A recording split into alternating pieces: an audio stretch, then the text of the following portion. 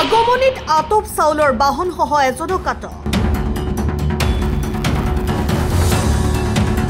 আগমনিৰ কালদুৱাৰ পৰা পশ্চিমবংগলৈ বাহন ভৰ্তি চাউল লৈ যাওঁতে আগমনিৰ খুনিয়া ভিটাৰ পৰা আৰক্ষীয়ে আটক কৰিবলৈ সক্ষম হয় এজন সৰবৰাহকাৰী। জানিব পৰা মতে বহুদিন ধৰি অসমৰ পৰা পশ্চিমবংগলৈ ৰমৰমীয়া নিষিদ্ধ আটপ চাউলৰ বেহা চলাই আছে বুলি জানিব পৰা গৈছে।